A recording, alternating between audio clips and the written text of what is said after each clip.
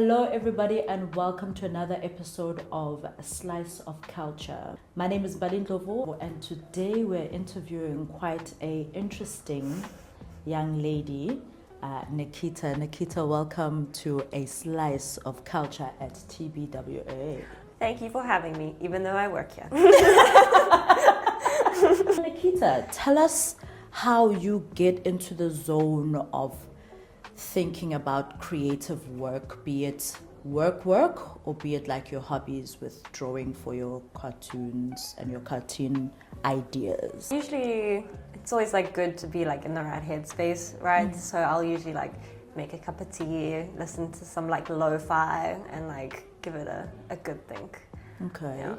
All right. Mm-hmm. And there's also like I look at stuff that inspires me, and then I feel like that helps like my creative process. So what usually is that inspiration unwinding to get into the zone vibe? Are you watching something? Is there a playlist? Are you drinking something? Probably like a playlist and Pinterest. And Pinterest. Yeah. Cool. I love Pinterest for outfits. So how did you get into designing? So I studied graphic design at Inscape. So I did my whole degree and everything. And I got into it because I've always been like interested in art from like a young age, and I was like, how do I do art but still like, make money? Okay. Because I didn't want to be the starving artist sort of thing. So I was all fear that. I still need to make a living. So I thought graphic design was the way to go. So how did you get into webtoon characters or webtoon? How did you fall into that? Because I don't know what that is. So first explain it to someone who doesn't know, and then tell us how did you get into. So I created a webcomic called The Tulip Cottage, and webcomics are basically like ordinary comic books, but it's all digital. And instead of like a page by page format, it's a vertical scrolling format. Oh. So it's like doom scrolling but for comics. Okay, cool. Yeah. And so what happens there? Like, take us through what is... So, I mean, it depends on... So, in my comic, there's like... Most web comics I post on a platform called Webtoon, but there's some other ones as well. It's like episodic, so I'll like release episode or chapter by chapter. Yeah. Okay. And then you just scroll until you get to the end of the chapter and then like comment. All and then right. you go into the next chapter. And so what are... First, what are the other platforms besides the one that you're using that maybe for someone who's new at it and wants to do this, where do they go? Webtoon is like one of the main ones. Like that's like probably the most popular one. And then there's another one called Tapas, which is the main one. So Webtoon and Tapas, you can just publish for free on these platforms. So you don't have to pay or anything. And it's still yours, and you can just publish whatever you want. I mean, within like guidelines. Okay.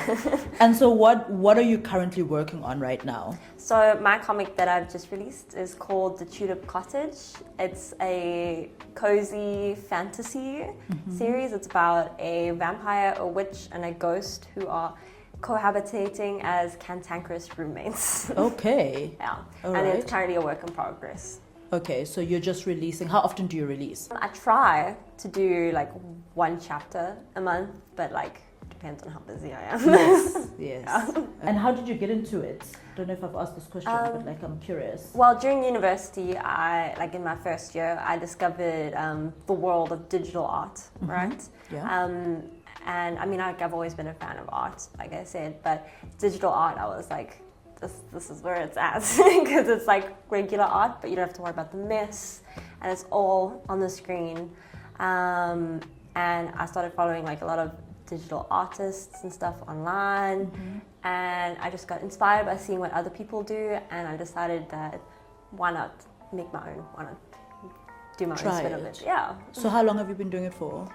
Not that long. It's been like maybe 3 or 4 months since the comic has been released. Okay. First started being uploaded, but I've been drawing digitally for like a few years now, quite a few years. Nice. Can you tell us how you come to creating these characters? You told us about the cohabiting characters. How do you come about to thinking this is what you want to portray and this is how you want to tell the story? So, I mean, the biggest thing for me is like references are like really important. So I'll get like inspired by different pieces of media or specific tropes, like there's a lot of tropes that, like in this one, for example, like there's kind of like a dynamic between the two characters. It's a trope called like grumpy versus sunshine. Okay. Right? The one guy is like he's like a really grumpy guy, and she's like a really bubbly, happy girl. And then they kind of they don't get along at first because they're so opposite, but then they learn to appreciate each other and co-work with each other. Yes, and they cohabit as well. Yes. Where do you go for these cultural references or themes? You said media, but what are the platforms? I read a lot. Okay. So a lot of books that's like kind of inspired by that. I also look at like other webtoons, Instagram, TikTok. Okay. Yeah. All right. And movies, TV shows, like everything. Okay. And also YouTube. So what are you currently watching at the moment? If we're going to talk about the stuff that we are reading or entertaining ourselves, what are you currently watching? I'm not really watching anything specific at the moment, but I'm reading a book series. It's like a fantasy sort of thing. It's called The Dawn of Onyx. It's quite good. And who's the author? How did you bump into the series? It's called, one of the girls from work, Shannon, actually recommended it. Oh, Shannon from downstairs. Yeah. Okay. Before you draw these characters, are you already thinking, this is what the story that I want to tell, this is what I want to portray? Are you already thinking that? Or do you fumble over it along the way of designing and creating these characters? So I have like the overall plot of the storyline, like mapped out, like the climax and the beats of the story like already planned, and then I've got sort of like a vague idea of like what I want for each chapter, and then but when it comes to doing each chapter, then it's like kind of like I'm kind of free with that, so I can like sort of change the script or the panels as I go. It's quite flexible because it's only me that I have to contest with when doing it. So I can just say no. No, you're the creative designer, you're the editor. I'm the copywriter. You're the copywriter. Coming back to work vibes now, like how do you get to oscillate or switch between the fun stuff that you do after hours and the intense work of spa or retail excellence, as Wimpy calls it, that we are an agency that is driven by retail excellence?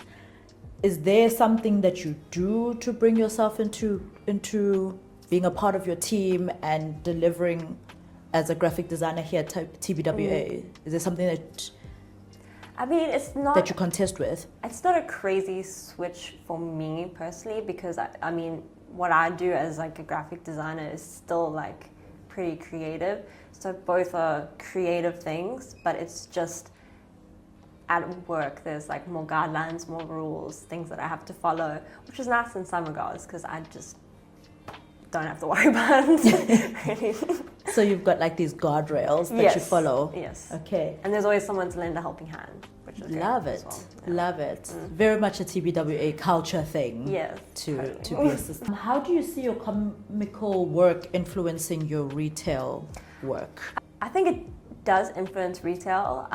Like for example, for Spa there's the Super Savings campaign that's just gone live, and this is obviously like sort of, it's about superheroes, like Spa being the superhero, and you mean superheroes, Superman, that's like the classic comic book influence, right? We all grew up with that. Yeah. So if you look for it, there's influences of it like sort of everywhere.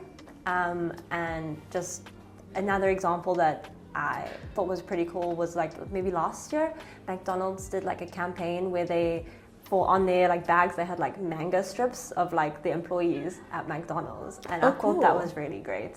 So it doesn't have to be a super serious retail application. It literally just depends how you apply it, I guess. Is there a cultural impact, like cultural references that you use to write the characters or to do the work that you do? That's the direction we're taking. I would say that for my comics specifically, they always say like write what you know, right? So I just kind of try and go off of my frame of reference, and then also like kind of like testimonies and other people's point of view that I like sort of know like a bit about, and I don't feel like that I'm going to misrepresent it because I don't want to do that. Yes, yeah. But like, let's unpack misrepresentation. How do you feel about brands who've gone and done that appalling work of misrepresenting a whole group of people. Yeah, I mean, I feel like in that regard, it's just simply the brand probably didn't do enough research, or they just probably didn't care enough to do enough research. Like you think back, like another example of something that went really badly was the Kendall Jenner like Pepsi thing, where she was like saving the world by giving someone a Pepsi, and there was this whole big cultural backlash. Yes. But I think it's just, if you have the right people and you give it enough thought, time, research, and consideration, it's quite easy to just get it right. Yeah. It's also speaking to people who are part of that And group that you them. want to include them in the discussion. I feel like the Jenners and the Kardashians have always stuffed it up because they are trying too hard to insert themselves into the narrative and not necessarily just discussing something and removing themselves from it. Yeah. And just representing people without doing a PR stint to it, I feel. 100%. I just felt like those are a good example because they really do like stuff it up, and they have a backing of a very great PR team that would take care of that stuff up. Whereas in South Africa, that stuff up lingers because South Africans, I feel, online do not forget. No, we have very good recall. Yes. Yes. We can hold a grudge. We definitely can, especially online. Yeah. Like I live on Twitter, and it will come back time and time and time again. While creating on webtoon, what do you feel has changed your perspective on how to design? I mean, you said earlier on you started at first year drawing, and you've always been curious. What perspectives in your career and in designing for your characters have you been like, oh, I never thought that would be a thing that you've had to like unpack? For instance, I'm talking about maybe when you thought, oh, these people do these characters and it must take you an hour to design and draw, and then you realize, Sherbet Herbert, it takes 2 weeks to That's have... literally. Okay. Yeah. It's much more hard work than I had imagined. So it's really, raised my respect for people who do it like properly and full time as well. Because it's tough doing it just by yourself. You have to be very dedicated, and also time management. Yes. As a working woman, time management, because there's some deadlines that require you to... Yeah, you've got to kind of priority shift all the time. Yeah. I can imagine. And I just wanted to ask, like, is there anything that you're passionate about that you want to explore within your webtoons that you haven't unpacked yet, that people can anticipate, those who actually follow your series can anticipate? Are there themes or ideas or concepts that you want to pursue passionately? Yes. At the end of the day, the kind of like overall theme for the comic is love wins, right? At the end of the day, it's all about love, giving love and accepting love, and also showing that love comes in different forms, whether it's romantic or familial. And then one of the other big themes as well is like learning to let go and just move on sometimes. Sometimes Big. that's the best way forward. Yeah. Big. What a call to action. Yeah. Okay. Then also at the end of the day, kindness is one of the most important things. Okay. So those are like kind of the big themes. How did you get to that? Is there a reason why that's your central focus of messaging? I mean, obviously, the plot kind of does follow some of those. It follows those themes. So and it's just something that speaks to me. So I thought, why not apply it? Okay. So I'm guessing it's stuff that you are practicing in your own life, of loving, letting go, releasing, being kind to people. That's all we can do is try. Yes, yeah. And now we're just going to discuss like some challenges that you experience while designing and creating. What are like those big challenges that you previously have experienced that you're like, shucks, I really overcame that? I would say art block is probably like the hardest thing. Okay. Like sometimes I'm just not inspired to like draw or design or anything. So trying to like get over that hurdle of just like, like the inertia. Yes. That's pretty tough. But I just kind of try and do other projects instead to like kind of give me a fresh perspective, and then look at stuff that's going to inspire me and that I know I'm going to like get rejuvenated by. Cool. Because I was gonna ask, do you take a break then if there is art block? I do take breaks. Okay. Sometimes you just need to Just Yeah. wusa. I'm a big advocate for breaks. Like I go around telling people that like this doesn't belong to me. Like it's okay. Like I just work here.